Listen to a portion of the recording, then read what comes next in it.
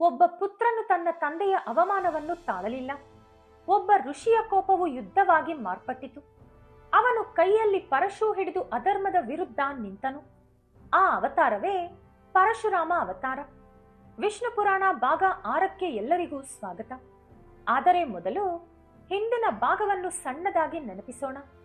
ಭಾಗ 5ರಲ್ಲಿ ನಾವು ನೋಡಿದ್ದು ದೇವರು ಮತ್ತು ಅಸುರರ ಯುದ್ಧ, ವಾಮನ ಅವತಾರದ ಮಹಿಮೆ, ಬಲಿಚಕ್ರವರ್ತಿಯ ಶರಣಾಗತಿ, ಧರ್ಮ ಮತ್ತು ವಿನಯದ ಪಾಠ.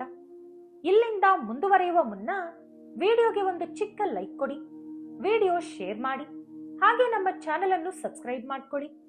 ಈಗ ಕತೆ ಶುರು ಮಾಡೋಣ. ಈ ಕತೆ ಸಾಮಾನ್ಯವಲ್ಲ. ಇದು ಧರ್ಮ ರಕ್ಷಕನಾದ ಮಹಾಯೋಧನ ಜನನದ ಕತೆ.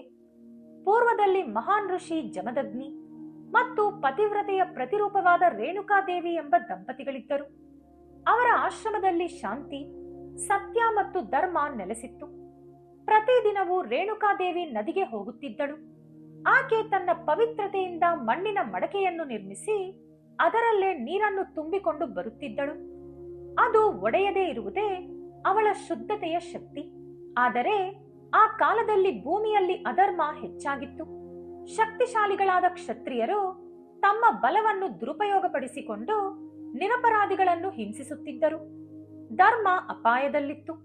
ಆ ಸಮಯದಲ್ಲಿ ಶ್ರೀ ಮಹಾವಿಷ್ಣು ಒಂದು ಮಹತ್ವದ ನಿರ್ಧಾರ ಮಾಡಿದರು. ಅವರು ಭೂಮಿಯ ಮೇಲೆ ಅವತಾರ ತಾಳಲು ತೀರ್ಮಾನಿಸಿದರು. ಹೀಗೆ ವಿಷ್ಣುವಿನ ದಿವ್ಯ ಅಂಶದಿಂದ ಜಮದಗ್ನಿ ಮತ್ತು ರೇಣುಕಾದೇವಿ ದಂಪತಿಗಳಿಗೆ ಒಬ್ಬ ಪುತ್ರ ಜನಿಸಿದ. ಅವರೇ ಪರಶುರಾಮ. ಮೊದಲಿಗೆ ಪರಶುರಾಮನಿಗೆ ರಾಮ ಎಂದು ಹೆಸರಿಡಲಾಯಿತು. ಆದರೆ ಮುಂದಿನ ದಿನಗಳಲ್ಲಿ ಅವರು ಹಿಡಿದ ಪರಶು ಅಂದರೆ ಕೊಡಲಿಯಿಂದ ಅವರು ಪರಶುರಾಮ ಎಂದು ಪ್ರಸಿದ್ಧರಾದರು. ಜನ್ಮದಿಂದಲೇ ಅವರು ಸಾಮಾನ್ಯ ಮಗುವಾಗಿರಲಿಲ್ಲ. ಅವರಲ್ಲಿ ದೈವಿಕ ಶಕ್ತಿ, ಧೈರ್ಯ ಮತ್ತು ಧರ್ಮದ ಪ್ರತಿಬಿಂಬವಿತ್ತು. ಇದು ಕೇವಲ ಒಂದು ಜನನದ ಕಥೆಯಲ್ಲ. ಇದು ಅಧರ್ಮದ ಅಂತ್ಯಕ್ಕೆ, ಧರ್ಮದ ಪುನಃಸ್ಥಾಪನೆಗೆ ಆರಂಭವಾದ ದಿವ್ಯ ಅಧ್ಯಾಯ. ಪರಶುರಾಮ ಈ ಹೆಸರು ಕೇಳಿದಾಗಲೇ ಒಂದು ಭಯಾನಕ ಶಕ್ತಿ, ಒಬ್ಬ ಅಜೇಯ ಯೋಧ ನಮಗೆ ನೆನಪಾಗುತ್ತಾರೆ. ಅವರು ಸಾಮಾನ್ಯ ಮನುಷ್ಯನಲ್ಲ. ಅವರು ಸಾಕ್ಷಾತ್ ಶ್ರೀ ಮಹಾವಿಷ್ಣುವಿನ ಅವತಾರ.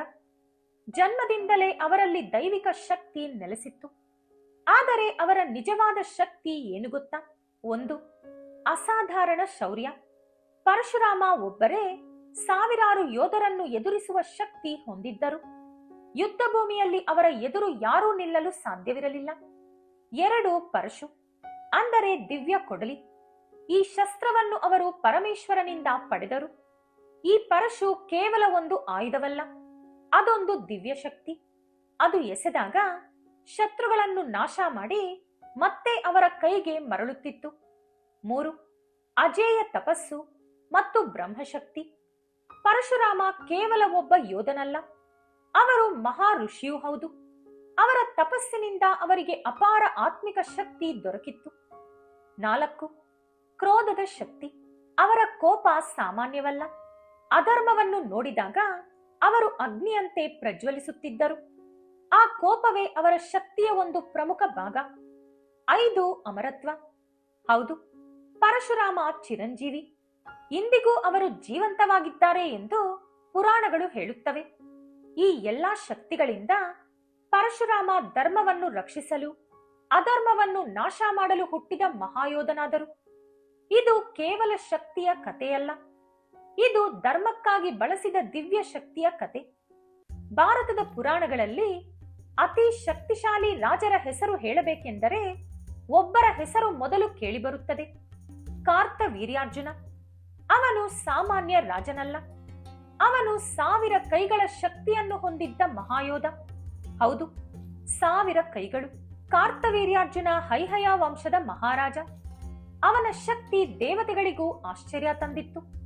ಅವನಿಗೆ ಈ ಅಪಾರ ಶಕ್ತಿ ಹೇಗೆ ಸಿಕ್ಕಿತು ಗೊತ್ತಾ?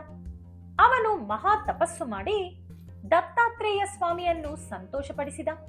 ಅವರ ಆಶೀರ್ವಾದದಿಂದ ಅವನು ಅಸಾಧಾರಣ ಬಲ, ವೈಭವ ಮತ್ತು ಅಜೇಯತೆಯನ್ನು ಪಡೆದ.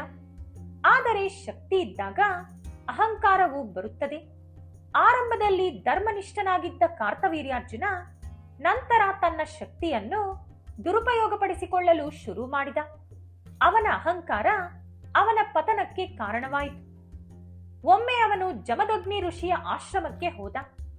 ಅಲ್ಲಿ ನಡೆದ ಘಟನೆ ಪರಶುರಾಮನ ಕ್ರೋಧವನ್ನು ಉಕ್ಕಿಸಿತು. ಅದೇ ಘಟನೆ ಭೂಮಿಯ ಇತಿಹಾಸವನ್ನೇ ಬದಲಿಸಿತು.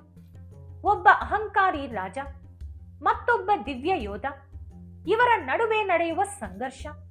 ಇದು ಸಾಮಾನ್ಯ ಯುದ್ಧವಲ್ಲ, ಇದು ಧರ್ಮ ಮತ್ತು ಅಧರ್ಮದ ಯುದ್ಧ.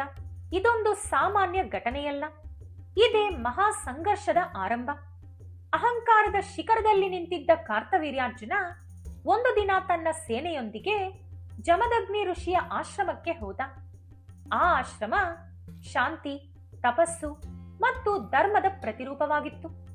ಜಮದಗ್ನಿ ಋಷಿಗಳು ಅತಿಥಿ ದೇವೋಭವ ಎನ್ನುವ ಧರ್ಮವನ್ನು ಪಾಲಿಸುತ್ತಾ ರಾಜನನ್ನು, ಅವನ ಸೇನೆಯನ್ನು ಆದರದಿಂದ ಸ್ವಾಗತಿಸಿದರು. ಆದರೆ ಆ ಆಶ್ರಮದಲ್ಲಿ ಒಂದು ಅದ್ಭುತವಿತ್ತು. ಅದುವೇ ಜಮದಗ್ನಿ ಋಷಿಯ ಬಳಿ ಇದ್ದಂತ ದಿವ್ಯವಾದ ಗೋವು, ಕಾಮಧೇನು. ಆ ಕಾಮಧೇನು ಯಾವುದೇ ಆಹಾರವನ್ನಾಗಲಿ ಎಷ್ಟು ಜನರಿಗಾದರೂ ಕ್ಷಣಾರ್ಧದಲ್ಲಿ ಸೃಷ್ಟಿಸಬಲ್ಲದು. ಕಾರ್ತವೀರ್ಯಾರ್ಜುನ ಅದನ್ನು ನೋಡಿದಾಗ ಅವನ ಮನಸ್ಸಿನಲ್ಲಿ ಆಸೆ ಹುಟ್ಟಿತು. ಈ ಗೋವು ನನಗೆ ಬೇಕು ಎಂದು ಕೇಳಿದ. ಜಮದಗ್ನಿ ಋಷಿಗಳು ಸ್ಪಷ್ಟವಾಗಿ ಹೇಳಿದರು, ಇದು ಯಜ್ಞಕ್ಕಾಗಿ ಮತ್ತು ಧರ್ಮಕ್ಕಾಗಿ, ಇದನ್ನು ನಾನು ಕೊಡಲಾರೆ.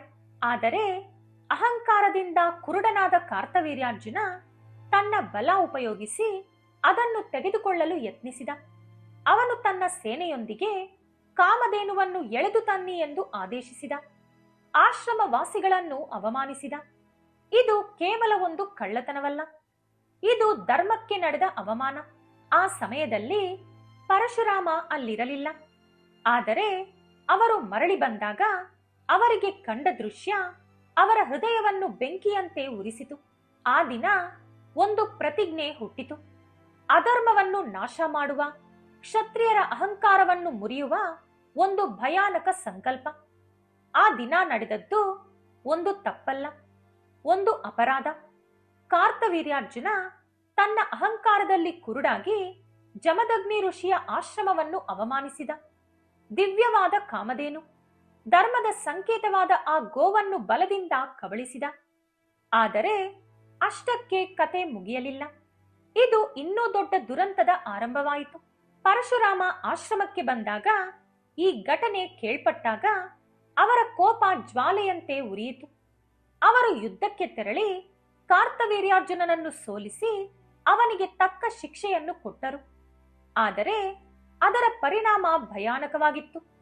ಕಾರ್ತವೀರ್ಯಾರ್ಜುನನ ಪುತ್ರರು ಪ್ರತೀಕಾರದ ಅಗ್ನಿಯಲ್ಲಿ ಉರಿಯುತ್ತಿದ್ದರು. ಒಂದು ದಿನ ಪರಶುರಾಮ ಆಶ್ರಮದಲ್ಲಿ ಇರದ ಸಮಯದಲ್ಲಿ ಅವರೆಲ್ಲ ಬಂದು ನಿರಾಯುಧನಾಗಿದ್ದ ಜಮದಗ್ನಿ ಋಷಿಯನ್ನು ಅತಿ ಕ್ರೂರವಾಗಿ ಹತ್ಯೆ ಮಾಡಿದರು. ರೇಣುಕಾದೇವಿಯ ಕಣ್ಣೆದುರಲ್ಲಿಯೇ ಆ ಅಮಾನುಷ ಘಟನೆ ನಡೆಯಿತು. ಆಕೆ ಗೋಳಾಡುತ್ತಾ ರಾಮ ರಾಮ ಎಂದು 21 ಬಾರಿ ಎದೆ ಒಡೆದುಕೊಂಡು ಕೂಗಿದಳು. ಆ ಕೂಗು, ಆ ದುಃಖ, ಆ ಅನ್ಯಾಯ, ಅವುಗಳೇ ಪರಶುರಾಮನ ಜೀವನವನ್ನು ಸಂಪೂರ್ಣವಾಗಿ ಬದಲಿಸಿತು. ಅದು ಕೇವಲ ಒಂದು ಅಪರಾಧವಲ್ಲ, ಅದು ಧರ್ಮದ ವಿರುದ್ಧ ನಡೆದ ಅತ್ಯಂತ ಕ್ರೂರ ಪಾಪ. ಆ ಕ್ಷಣ ಭೂಮಿಯೇ ನಡುಗಿದಂತಾಯಿತು. ಅವರ ಆಶ್ರಮ ತಂದೆಯ ರಕ್ತದಲ್ಲಿ ನೆನೆದಿತ್ತು. ತಾಯಿ ರೇಣುಕಾದೇವಿಯ ಅಳುವಿನ ಶಬ್ದ, ಆ ನೋವು, ಆ ಅನ್ಯಾಯ, ಅವುಗಳನ್ನು ನೋಡಿದಾಗ ಪರಶುರಾಮನ ಹೃದಯದಲ್ಲಿ ಒಂದು ಭಯಾನಕ ಅಗ್ನಿ ಹೊತ್ತುಕೊಂಡಿತು. ಅದು ಸಾಮಾನ್ಯ ಕೋಪವಲ್ಲ, ಅದು ಧರ್ಮದ ಕೋಪ. ಅವರ ಕಣ್ಣುಗಳಲ್ಲಿ ಅಗ್ನಿ ಹೊತ್ತಿತ್ತು. ಅವರ ಉಸಿರಿನಲ್ಲಿ ಸಿಡಿಲು ಗರ್ಜಿಸಿತು. ಆ ಕ್ಷಣದಲ್ಲಿ ಅವರೊಬ್ಬ ಋಷಿಪುತ್ರನಾಗಿರಲಿಲ್ಲ, ಅವರು ವಿನಾಶದ ರೂಪವಾಗಿ ಮಾರ್ಪಟ್ಟಿದ್ದರು. ಪರಶುರಾಮ ತನ್ನ ಪರಶುವನ್ನು ಕೈಗೆತ್ತಿಕೊಂಡರು. ಅದು ಕೇವಲ ಒಂದು ಆಯುಧವಲ್ಲ, ಅದು ನ್ಯಾಯದ ಸಂಕೇತ. ಅವರ ಹೃದಯದಲ್ಲಿ ಒಂದೇ ಒಂದು ಮಾತು ಪ್ರತಿಧ್ವನಿಸುತ್ತಿತ್ತು, ಅಧರ್ಮಕ್ಕೆ ಅಂತ್ಯ ಎಂದು. ಅವರು ಪ್ರತಿಜ್ಞೆ ಮಾಡಿದರು, ಭೂಮಿಯಲ್ಲಿ ಅಧರ್ಮವನ್ನು ಹರಡಿದ ಕ್ಷತ್ರಿಯರ ಅಹಂಕಾರವನ್ನು ಸಂಪೂರ್ಣವಾಗಿ ನಾಶ ಮಾಡುತ್ತೇನೆ ಎಂದು. ಒಮ್ಮೆ ಅಲ್ಲ, 2 ಬಾರಿಯಲ್ಲ, 21 ಬಾರಿ. ಆ ಕೋಪ, ಆ ಸಂಕಲ್ಪ ಭೂಮಿಯ ಇತಿಹಾಸವನ್ನೇ ಬದಲಿಸಿತು. ಅವರ ಹೆಜ್ಜೆಗಳು ಯುದ್ಧದ ಘೋಷವಾಗಿದ್ದವು. ಅವರ ಪರಶು ಅಧರ್ಮದ ಅಂತ್ಯದ ಗಂಟೆಯಾಗಿತ್ತು. ಅದು ಕೇವಲ ಕೋಪವಲ್ಲ, ಅದು ಧರ್ಮವನ್ನು ಸ್ಥಾಪಿಸಲು ಹುಟ್ಟಿದ ದಿವ್ಯ ಕ್ರೋಧ. ಒಂದು ಪ್ರತಿಜ್ಞೆ, ಒಂದು ಕೋಪ, ಒಬ್ಬ ಮಹಾಯೋಧ. ಪರಶುರಾಮನು ಮಾಡಿದ ಆ ಸಂಕಲ್ಪ ಭೂಮಿಯ ಇತಿಹಾಸದಲ್ಲೇ ಭಯಾನಕ ಅಧ್ಯಾಯವಾಯಿತು. ಕ್ಷತ್ರಿಯರ ಅಹಂಕಾರವನ್ನು ಸಂಪೂರ್ಣವಾಗಿ ನಾಶ ಮಾಡುತ್ತೇನೆ. ಈ ಮಾತು ಕೇವಲ ಮಾತಾಗಿರಲಿಲ್ಲ, ಅದೊಂದು ಯುದ್ಧದ ಘೋಷವಾಗಿತ್ತು. ಒಂದಲ್ಲ ಎರಡಲ್ಲ, 21 ಬಾರಿ. ಹೌದು, 21 ಬಾರಿ ಪರಶುರಾಮ ಭೂಮಿಯನ್ನು ಸುತ್ತಿದರು. ಪ್ರತಿ ಬಾರಿ ಅಧರ್ಮದಲ್ಲಿ ಮುಳುಗಿದ ರಾಜರನ್ನು ಸಂಹರಿಸಿದರು. ಅವರ ಎದುರು ನಿಂತ ಸೇನೆಗಳು ಅವರ ಪರಶುವಿನ ಮುಂದೆ ಉಳಿಯಲಾಗಲಿಲ್ಲ. ರಾಜರು, ಸಾಮ್ರಾಜ್ಯಗಳು, ಅಹಂಕಾರದಿಂದ ತುಂಬಿದ ವಂಶಗಳು ಒಂದರ ನಂತರ ಒಂದು ಕುಸಿದವು. ನದಿಗಳು ಕ್ಷತ್ರಿಯರ ರಕ್ತದಿಂದ ಕೆಂಪಾದವು. ಅವರ ಹೆಸರು ಕ್ಷತ್ರಿಯರಲ್ಲಿ ಭಯವಾಗಿ ಮಾರ್ಪಟ್ಟಿತು. ಆದರೆ ಅದು ಕೇವಲ ವಿನಾಶವಲ್ಲ, ಅದೊಂದು ಶುದ್ಧೀಕರಣ. ಅಧರ್ಮವನ್ನು ತೊಳೆದು ಹಾಕಿ ಧರ್ಮವನ್ನು ಪುನಃ ಸ್ಥಾಪಿಸುವ ದಿವ್ಯ ಕಾರ್ಯ. 21 ಬಾರಿ ಭೂಮಿಯೆಲ್ಲ ಸಂಚರಿಸಿ ಯುದ್ಧಗಳು ಮಾಡಿದ ನಂತರ ಪರಶುರಾಮ ತನ್ನ ಕಾರ್ಯವನ್ನು ಪೂರ್ಣಗೊಳಿಸಿದರು. ಅವರ ಕೋಪ ನಿಧಾನವಾಗಿ ಶಮನವಾಯಿತು. ಆದರೆ ಅವರ ಕತೆ, ಅವರ ಶೌರ್ಯ ಯುಗ ಯುಗಾಂತರಗಳಿಗೂ ನೆನಪಾಗುತ್ತಲೇ ಇರುತ್ತದೆ. ಅದು ಕೇವಲ ಯುದ್ಧಗಳ ಕಥೆಯಲ್ಲ, ಅದು ಧರ್ಮಕ್ಕಾಗಿ ನಡೆದ ದಿವ್ಯ ಸಂಕಲ್ಪದ ಜಯ. ಯುದ್ಧಗಳ ಗರ್ಜನೆ ಮುಗಿದಿತ್ತು, ರಕ್ತದ ಕಾವ್ಯ ಅಂತ್ಯಗೊಂಡಿತ್ತು. 21 ಬಾರಿ ಭೂಮಿಯನ್ನು ಸಂಚರಿಸಿ ಅಧರ್ಮವನ್ನು ನಾಶ ಮಾಡಿದ ನಂತರ ಪರಶುರಾಮ ಕೊನೆಗೂ ಶಾಂತಿಯನ್ನು ಹುಡುಕಲು ಶುರು ಮಾಡಿದರು. ಅವರ ಹೃದಯದಲ್ಲಿ ಇದ್ದ ಕೋಪ ನಿಧಾನವಾಗಿ ಶಮನವಾಗುತ್ತಿತ್ತು, ಏಕೆಂದರೆ ಅವರ ಗುರಿ ಪೂರ್ಣಗೊಂಡಿತ್ತು. ಧರ್ಮ ಮತ್ತೆ ಸ್ಥಾಪಿತವಾಗಿತ್ತು. ಆದರೆ ಆ ಮಹಾಯೋಧನ ಹೃದಯದಲ್ಲಿ ಒಂದು ಪ್ರಶ್ನೆ ಮೂಡಿತು. ನಾನು ಮಾಡಿದ ಈ ಎಲ್ಲಾ ಯುದ್ಧಗಳ ನಂತರ ನನ್ನ ಜೀವನದ ಮುಂದಿನ ದಾರಿ ಏನು ಎಂದು. ಅದಕ್ಕೆ ಉತ್ತರವಾಗಿ ಪರಶುರಾಮ ಒಂದು ಮಹಾನ್ ನಿರ್ಧಾರ ಮಾಡಿದರು. ಅವರು ತನ್ನ ಎಲ್ಲಾ ಜಯಗಳನ್ನು, ತಾನು ಗೆದ್ದ ಭೂಮಿಯನ್ನು ಮಹರ್ಷಿಗಳಿಗೆ ದಾನ ಮಾಡಿಬಿಟ್ಟರು. ವಿಶೇಷವಾಗಿ ಮಹರ್ಷಿ ಕಶ್ಯಪರಿಗೆ ಭೂಮಿಯನ್ನು ಸಮರ್ಪಿಸಿದರು. ಅದು ಕೇವಲ ದಾನವಲ್ಲ, ಅದು ತ್ಯಾಗದ ಪರಮ ರೂಪ. ಒಬ್ಬ ಯೋಧ ತನ್ನ ಶಕ್ತಿಯನ್ನು ತ್ಯಜಿಸಿ ತಪಸ್ಸಿನ ಮಾರ್ಗವನ್ನು ಆಯ್ಕೆ ಮಾಡಿಕೊಂಡರು. ಆ ನಂತರ ಪರಶುರಾಮ ಅರಣ್ಯಗಳಿಗೆ ತೆರಳಿ ತಪಸ್ಸಿನಲ್ಲಿ ಲೀನವಾದರು. ಅವರು ಯುದ್ಧವನ್ನು ಬಿಟ್ಟು ಧ್ಯಾನ ಮತ್ತು ಶಾಂತಿಯ ದಾರಿ ಹಿಡಿದರು. ಇದು ನಮಗೊಂದು ಮಹತ್ವದ ಪಾಠ ಕಲಿಸುತ್ತದೆ. ಶಕ್ತಿ ಇದ್ದರೂ ಅದನ್ನು ತ್ಯಜಿಸುವ ಶಕ್ತಿ ಇನ್ನೂ ದೊಡ್ಡದು. ಕೋಪದ ನಂತರ ಶಾಂತಿ ಬರಬೇಕು, ಯುದ್ಧದ ನಂತರ ಧ್ಯಾನ ಬರಬೇಕು. ಇದೇ ಪರಶುರಾಮನ ತತ್ವ. ಯೋಧನಿಂದ ಋಷಿಯಾದ ಮಹಾನ್ ಪರಿವರ್ತನೆ. ಈ ಕತೆ ನಮಗೆ ಹೇಳುವುದು, ಅಧಿಕಾರ ಇದ್ದಾಗ ವಿನಯ ಇರಬೇಕು, ಅಹಂಕಾರ ಇದ್ದರೆ ಪತನ ಖಚಿತ. ಧರ್ಮದ ವಿರುದ್ಧ ಹೋಗುವವರು ಉಳಿಯುವುದಿಲ್ಲ. ಪರಶುರಾಮ ಮುಂದಿನ ಅವತಾರವಾದ ಶ್ರೀರಾಮ ಕಥೆಗೆ ಸೇತುವೆಯಾಗಿದ್ದಾರೆ.